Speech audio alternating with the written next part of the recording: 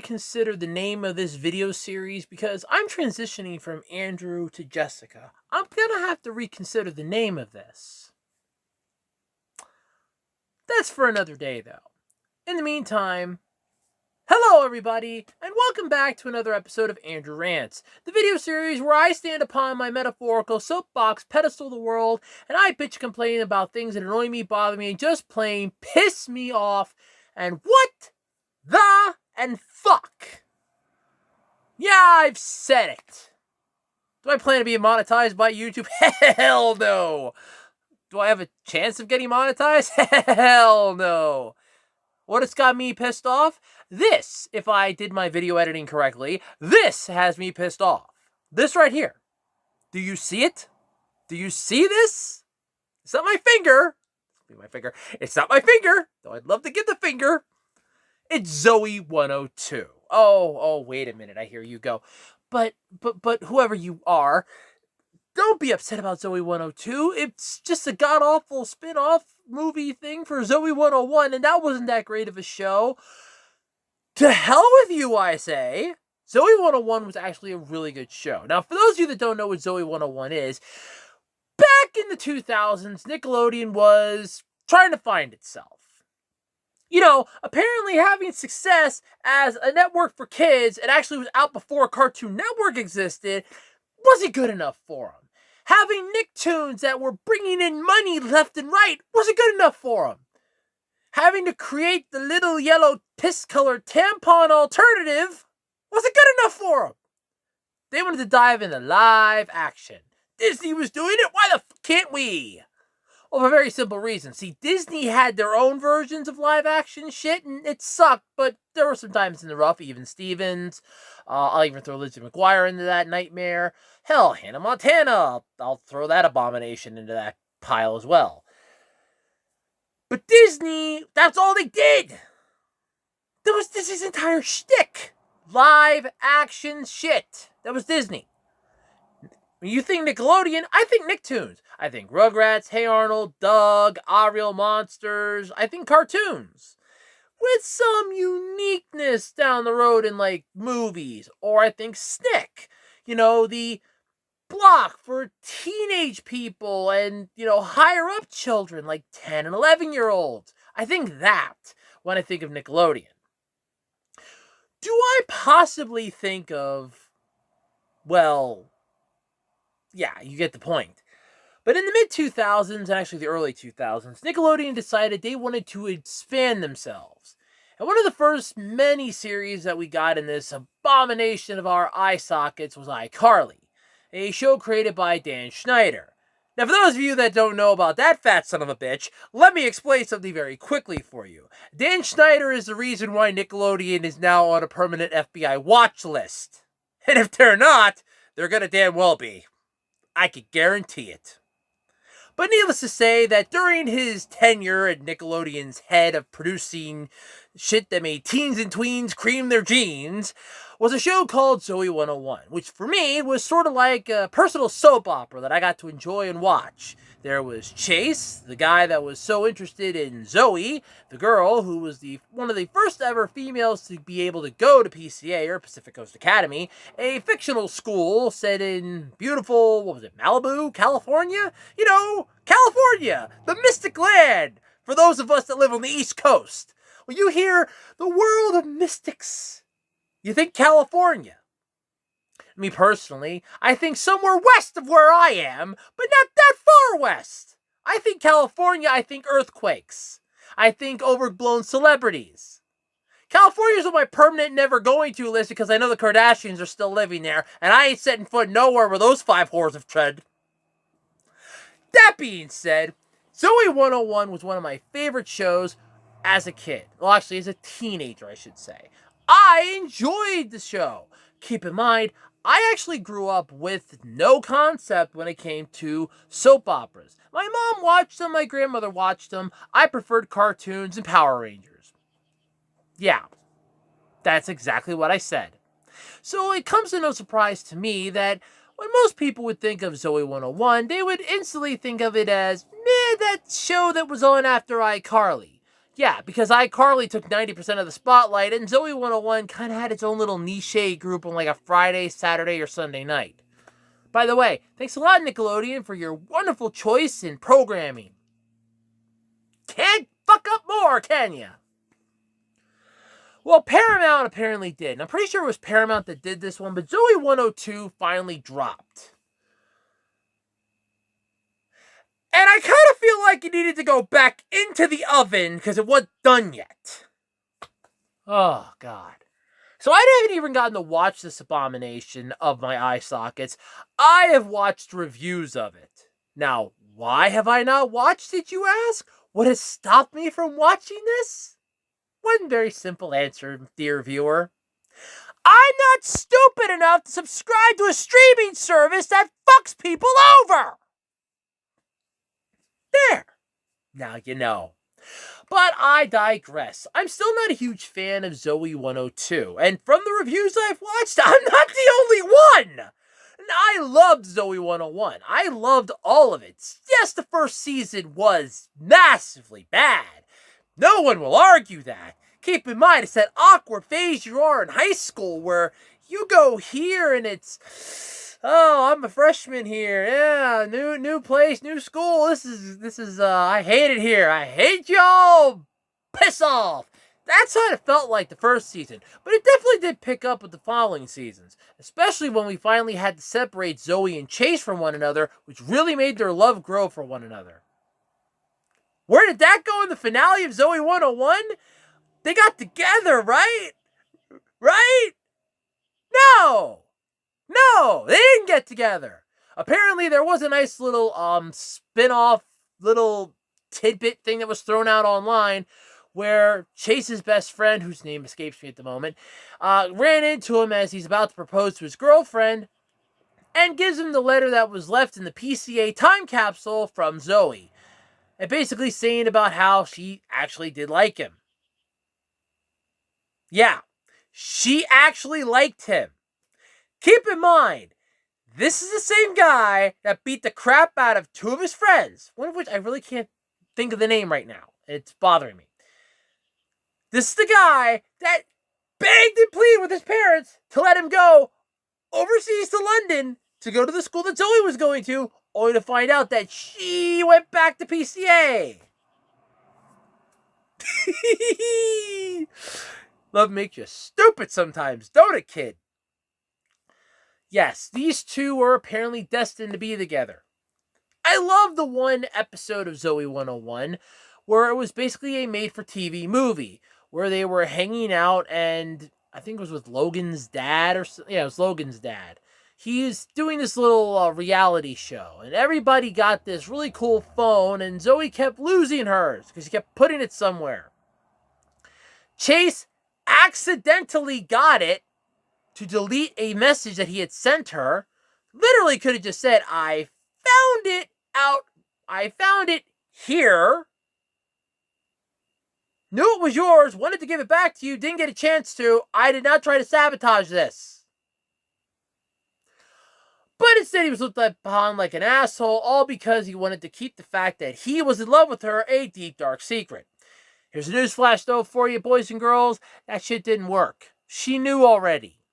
Hell, a blind monkey literally walking with a cane would hit how much those two loved each other. So it was really shocking to see Chase with this other girl in this little Minnesota thing that we got in regards to the time capsule, which, if you don't remember that episode, don't worry. I didn't remember it either when I watched that. I was like, there was a time capsule? What the fuck was that? Oh shit, there was a time capsule! Yeah. Don't worry, I actually forgot about it too. But here's the best part. You're gonna love this. We now got a conclusion to Zoey 101, called Zoey 102. Now, I'm sure you're thinking, okay, it's 102. Does that mean it's better? Is it a series? Is it a series? Is it continuing along the lines that this series has given us? No. No, it's a movie. And it's a god-awful movie at that. Think Saved by the Bell, The Wedding, and water it down. Now, for those of you that have never seen Saved by the Bell, first off, that shows my age, because I know Saved by the Bell. There was a made-for-TV movie called The Wedding, where Zach and Kelly finally got hitched in fucking Vegas, of all places. It literally was filled with a shit ton of slapstick comedy. Everything you could possibly imagine from the series was all tied into this. Every loose end was tied up, and it ended so beautifully with them being married. It was perfect. They even got Mr. Belding to come in, and it was beautiful. I cried, damn it, I cried. Zoey 102, on the other hand, while I was so looking forward to this,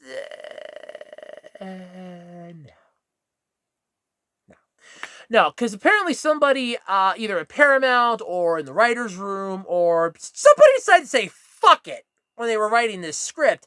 And, I'm scratching my head here, trying to figure out why! Alright, so apparently Zoey's working for the jackass from Reno 911. Oh, yeah, that's right, I forgot. You ever saw that show? Yeah, this movie's just bringing out all the tropes, isn't it? I can't think of the actor's name, nor do I really care. And on top of that, I don't even care who he's playing in this movie. I don't like the actor, period.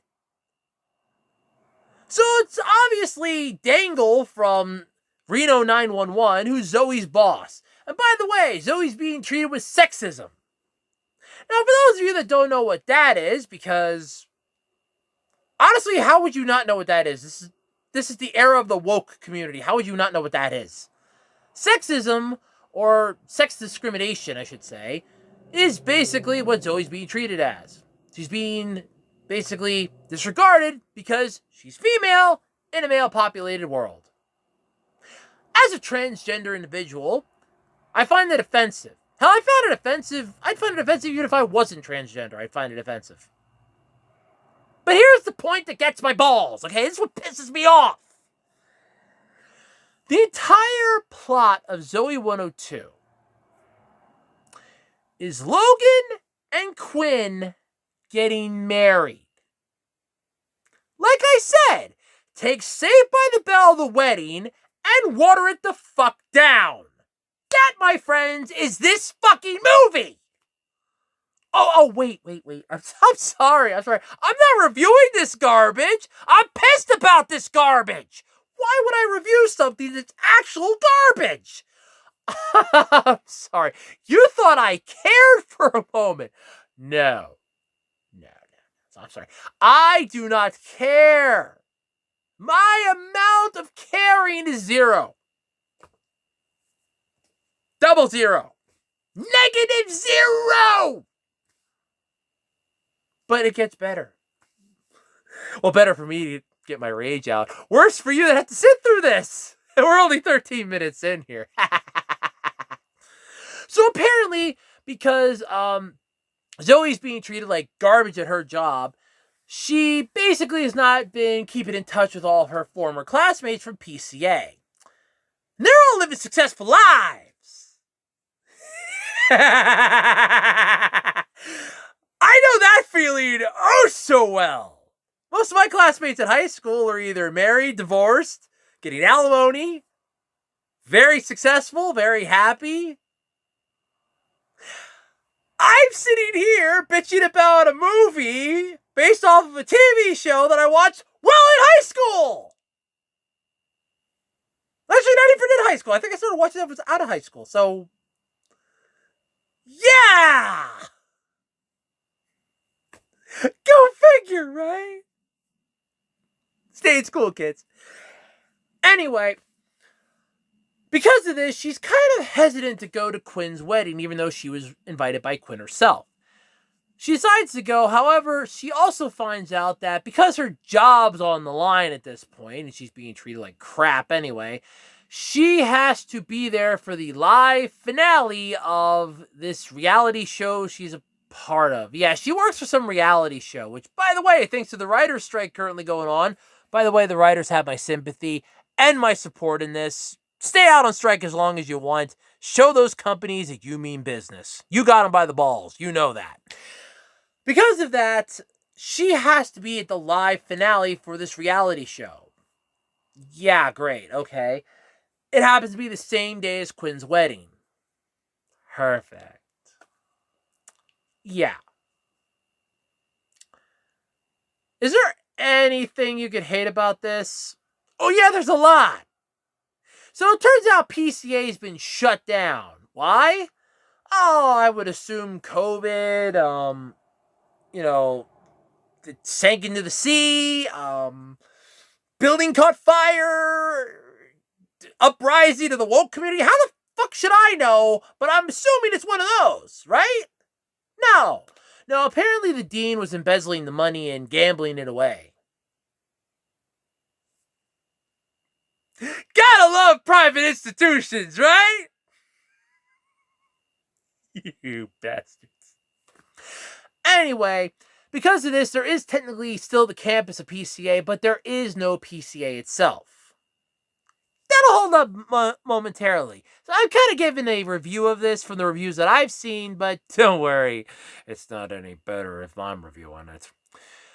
Anywho, because of all the shenanigans going on, Zoey's really hesitant to go to this wedding because she knows Chase is going to be there. And apparently her and Chase had a thing. Really, you don't say? It's the entire premise of your original series, but sure! What the fuck? Go for it, right?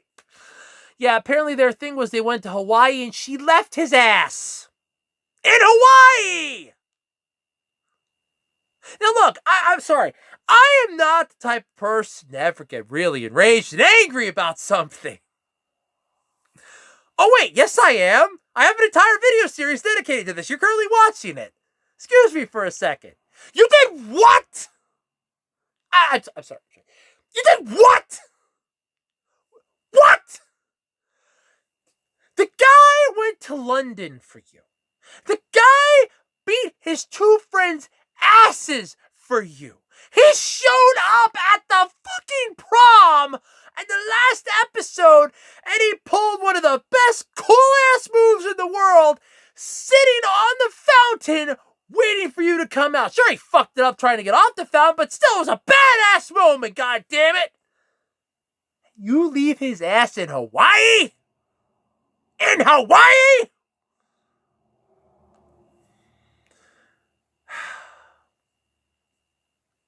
Well, I had sympathy for the Zoey character throughout some of this when I was watching the review.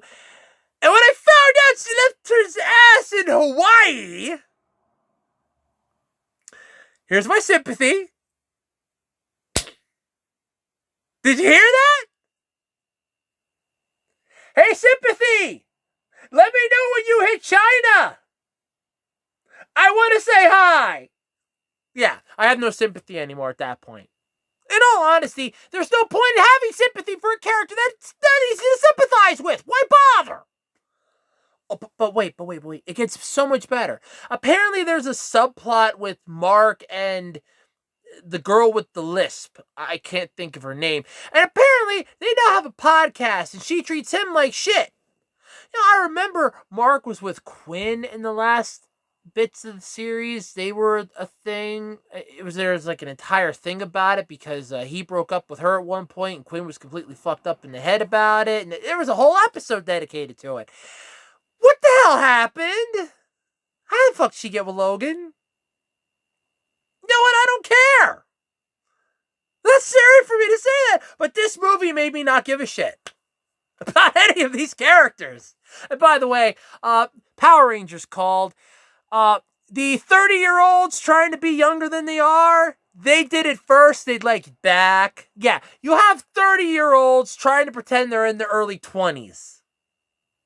That would be like me trying to pretend I'm 18 again.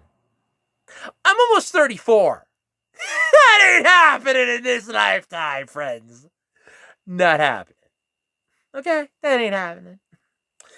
But anywho, going back to this god-awful movie, it turns out that Chase actually has a girlfriend. And Zoey has to bring a boyfriend now, which she doesn't have. So she hires an actor.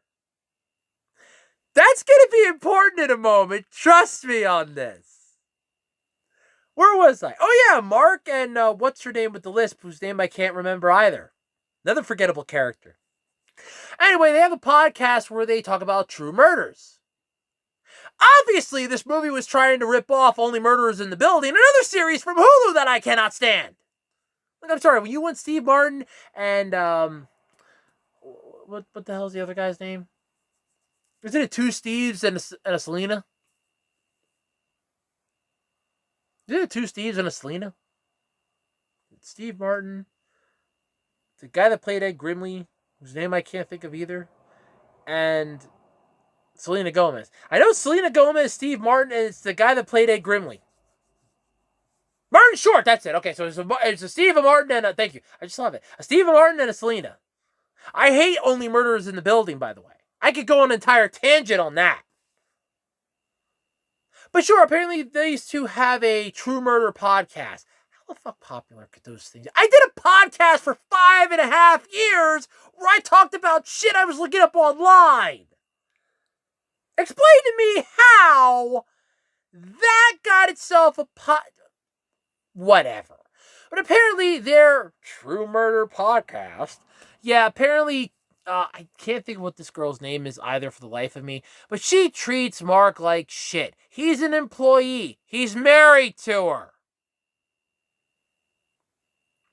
You know, it's kind of great. I wonder if that would be really awkward in the bedroom, because this thing was rated TVMA, by the way, until they dumbed it down to TV-14. Good call. Good call. South Park, this ain't. South Park can get away with the TVMA rating. This doesn't get a TVMA. This don't get no TVMA. South Park's TVMA. This is watered down South Park. Hell, this is watered down Full House. Hell, this is watered down Tang. It don't taste good. But wait. It gets better. It gets better.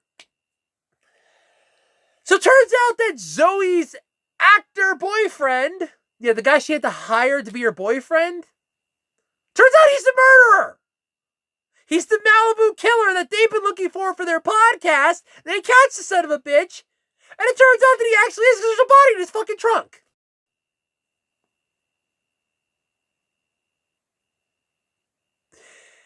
So, back to the A-plot now. Back in the A-plot, you have Zoey and Chase bonding again. You know, after the awkwardness that was them in Hawaii. How can you be miserable in Hawaii? You two went to Pacific Coast Academy. You could watch the sunset on the goddamn shore. How in the fuck were you two miserable in Hawaii? It's like a hop, skip, and a jump from California. How are you two miserable? No, wait. You know what? I don't care. I don't care. That's a better question. I, personally, don't care. It turns out, though, that Chase's girlfriend dumped his ass. Who the fuck saw that coming? Oh, wait, me and the audience and everybody. Yeah, it turns out she dumped his ass, but she only came along so that he wouldn't be sad. Pity. Gotta go with pity. That's how I got my driver's license, was pity. I will never deny that. I still learned it, though, but I got it through pity. Still had to prove that I could drive, though. Anyway, because of this, the two of them start to bond again, and eventually there's an issue, and oh yeah, turns out that Logan really wants to have this flashy wedding, but Quinn doesn't want a flashy wedding. She's only doing it to make Logan happy, and then that ends up making Logan upset, and they end up separating literally at the altar, which, by the way, is so fucking troped, it's not even funny anymore! How many times do you have to have a movie series where they have the couple at the altar, and they say the line? By the way, I can tell you the entire thing to get people married by fucking heart. I know it, because I've seen how many fucking Hallmark movies. Do you take so-and-so to be your lawfully wedded husband or bride. Yes. Do you? Same question reversed. Yes or no. Then they ask the question that always gets a response. If anybody here has any reason why these two should not be joined in holy matrimony, let them speak now or forever hold your peace. I'd personally like to make the change on that if I'd ever officiate a ceremony. If any of you have any reason why these two shouldn't be knocking uglies with each other on a permanent basis, speak now or forever shut the fuck up. Cool. All right then. But I digress again. This movie sucks.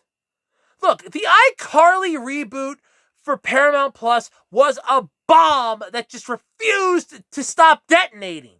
This thing left a smoldering crater in the fucking ground the size and shape of New Hampshire and grows to the size of Texas the more it's inhaling. This thing is like your fat in-laws at an all-you-can-eat buffet, hoping and praying the next course is pizza. Oh wait, it is. But yes, this gets so much worse though. And I mean so much worse. So in a way to try to make the wedding more enjoyable or personal, they decide to hold it at the remnants of the old PCA dorms. They basically take the campus over and they fix it up somewhat to make it look nice. Oh, if you're wondering about Zoey's job thing, yeah, she apparently got fired because she fucked up, but then because the ratings spiked up for the last episode, she was immediately hired back, given everything that she wanted and being treated as an equal. Did she learn a lesson in this? No. Was that just forced resolution? Yeah, you fucking bet. Was the fact that they're all gathering around, it's like a goddamn high school reunion that nobody fucking asked for? Yes. Yes, it was. And why was this made? Money. No, seriously. That's about the only thing I could think of that this was made for was money. Screw the nostalgia factor. Screw the nostalgic feelings. This thing was made solely as a cash grab, and fucking Paramount know it. This thing was a joke. If you've watched this, I would demand your money back. Hell, I haven't even seen this other than reviews, and I want a refund. I feel entitled to a refund. This is like Fallout 76 of movies. I don't own it, but I feel like I should be compensated. As a fan of Zoey 101, I feel like I should be compensated. How much do I want compensation? We'll let your lawyers figure that one out, but I demand compensation. I'm thinking at least 4 digits. And I mean 2 digits then a decimal, or 4 digits then a decimal. No, 4 digits then a decimal. And those digits have to be higher than 5. So I want 4 digits, a decimal, and then 2 more digits. But the 4 digits here, they gotta be higher than a 5. So anywhere between 5 and the highest number you can get before it rolls back over. Get the picture? Good. I feel like we need to be compensated. This is garbage! What the? I know the series has ended stupidly. They had to rush the ending because Jamie Lynn Spears at the time was expecting, and that did piss off Nickelodeon tremendously. But yet, all of that was hidden because apparently her pregnancy was still very early then, so nothing was shown. Nobody really gave a crap. By the way, you can definitely tell these characters have fucking aged. I mean, Chase definitely put on weight, and Zoey got that weird thing with her jaw. I've seen that, and I have seen that. And some of my classmates, I've seen that look. But, yeah. As far as the reunion special goes, this sucks. As far as a standalone movie, this sucks. As far as a decent conclusion to Zoey 101, it's like, it sucks on every angle.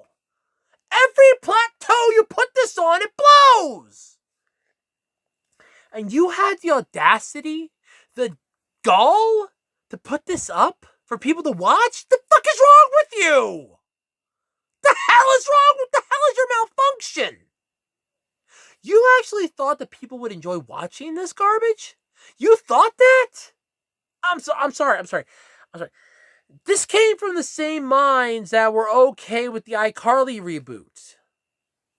What next? Oh, God. You're going to do Victorious next, aren't you? No, might as well. Fuck that show up, too. That's just a musical. It's like High School Musical and Zoey 101 mixed together. Do you see how it doesn't really fit well, though? Because, yeah. Yeah. Anyway, let me know what your thoughts are on Zoey 102. Were you a fan of it? Did you think it was god-awful garbage? Or are you still on the fence because you couldn't get more than 5 minutes into it before your eyeballs started to bleed? Let me know in the comment section below. And until next time, I'm Andrew/Jessica, and this has been Andrew Rants. Really need to workshop that name now. I really need to workshop that. Bye, everybody.